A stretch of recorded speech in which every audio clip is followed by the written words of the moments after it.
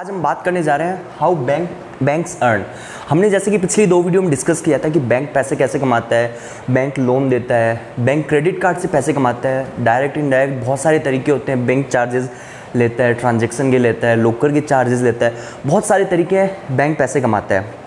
तो मैं एक ऐसे तरीके की बात करने जा रहा हूँ जो काफ़ी रिस्की है, लेकिन इसमें रिटर्न भी बहुत हाई है।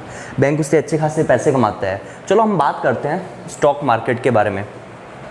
तो फ्रेंड्स, ये स्टॉक मार्केट कैसे काम करता है जो कि आपको ऑलरेडी पता है, और बैंक उस पर कैसे इन्वेस्ट करता है।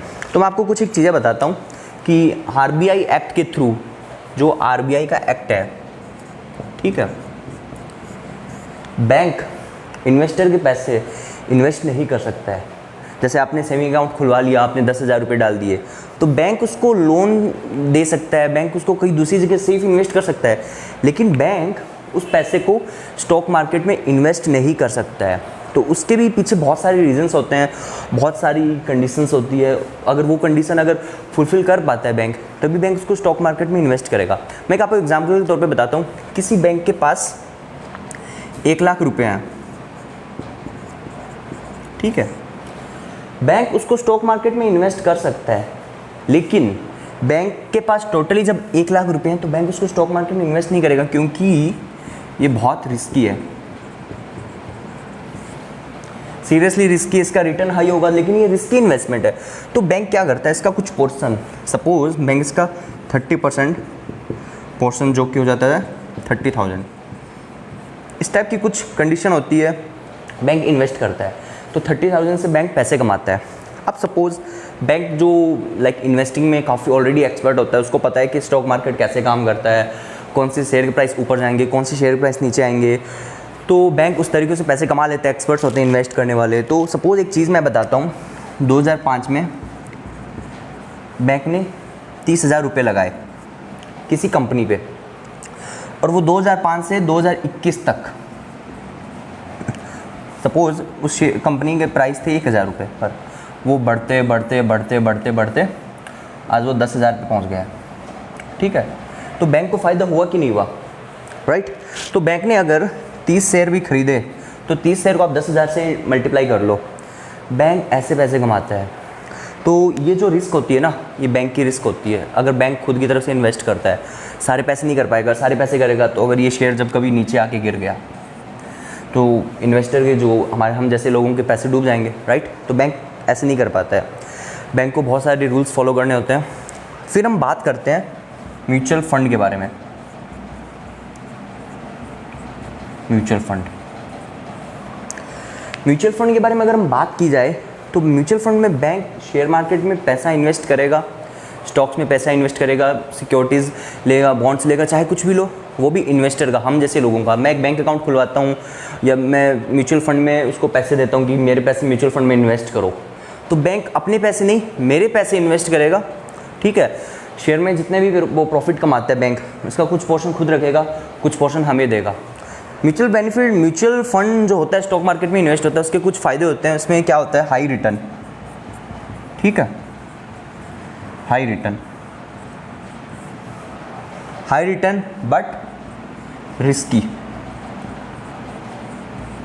सीरियसली म्यूचुअल फंड में अगर पैसे अगर डूबते हैं, आपके डूबेंगे, आपको फ़ायदा हो तो आपको फ़ायदा होगा। बैंक ऐसे काम करता है। बैंक को सेबी आरबीआई के एक्ट के थ्रू अगर होगा तभी स्टॉक मार्केट में इन्वेस्ट करेगा, अदरवाइज़ वो नहीं कर पाएगा। म्यूचुअल फंड में अगर आप करवाते हो तो आपको पर्टिकुलर अमाउंट बैंक को देनी पड़ेगी, वो इन्वेस्ट करेगा, आपको साल 2 साल 3 साल 4 साल बाद आपको वो पैसे मिल जाएंगे। तो आई थिंक ये पोर्शन आपको समझ में आ गया होगा कि हम जैसे हम स्टॉक मार्केट में इन्वेस्ट करते हैं, बैंक भी स्टॉक मार्केट में वैसे इन्वेस्ट करता है। अब जैसे मैंने आपको एक एग्जांपल बताया कि बैंक ने 2005 में ये 30 शेयर खरीदे थे 1,000 रुपये के, 30,000 रुपये के, राइट। तो बैंक ने क्या किया, आपने नोटिस किया होगा, बैंक ने 2005 से 2021 तक होल्ड किया है शेयर को। होल्ड के बहुत सारे फ़ायदे होते हैं। डिविडेंड मिलता है बैंक को, कोई कंपनी को डिविडेंड देती है। ये तो मैंने बहुत छोटी सी अमाउंट बताई है। बैंक मतलब लाखों करोड़ों के, मतलब कितने हज़ार करोड़ों के वो लेके रखता है, तो बैंक को डिविडेंड मिलता है। डिविडेंड एक प्रॉफिट होता है, आपको पता है स्टॉक को होल्ड करने पे कंपनी को प्रॉफिट होता है।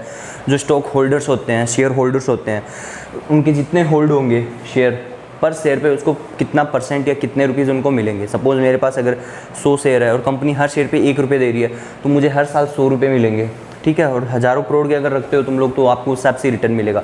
तो बैंक को डिविडेंड से मिलता है, उस पर स्टॉक के वो क्या बोलते हैं, सेलिंग वगैरह से मिलता है, या जो भी चीज़ें हैं, स्टॉक सस्ते में ख़रीद लिया, महंगे में बेच दिया।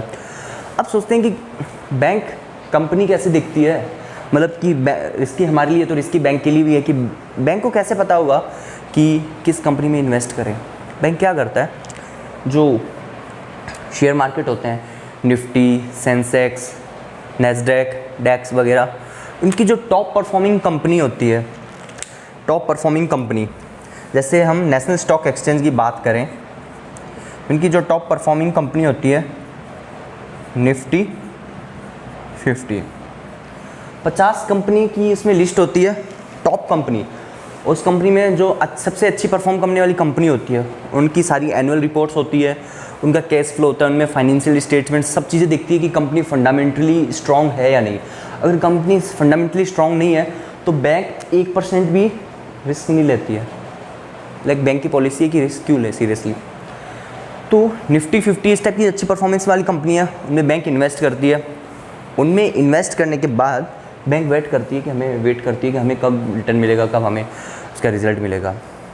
म्यूचुअल फंड में बहुत अच्छा रिटर्न मिलता है, स्टॉक मार्केट में बहुत अच्छा रिटर्न मिलता है। आप लोग सीखो, देखो बैंक कैसे कैसे पैसे कमाता है। बैंक पैसों से पैसे कमा रहा है, आपके पैसे यूज़ करके वो पैसे कमा रहा है, आपको अच्छा खासा रिटर्न दे रहा है।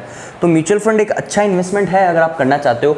रिस्की है लेकिन अच्छा इन्वेस्टमेंट है, राइट। म्यूचुअल फंड में इन्वेस्ट करने से पहले एक्सपर्ट की राय जाने, आप देखिए कि कंपनी की जो पॉलिसी है, स्टेटमेंट्स वगैरह पढ़ें, रिस्क फैक्टर्स पढ़ें, क्या क्या चीज़ें हैं, बैंक कैसे मेरे को रिटर्न करके देगा, बैंक उसका कितना % रखेगा, ये जो भी चीज़ें हैं। तो आई थिंक आपको समझ में आ गया होगा। फर्स्ट वीडियो मैंने आपको बताया कि बैंक लोन देता है, सेकंड वीडियो मैंने आपको बताया बैंक क्रेडिट कार्ड से पैसे कमाता है, और थर्ड वीडियो में कि बैंक स्टॉक मार्केट में, शेयर मार्केट में भी इन्वेस्ट करता है।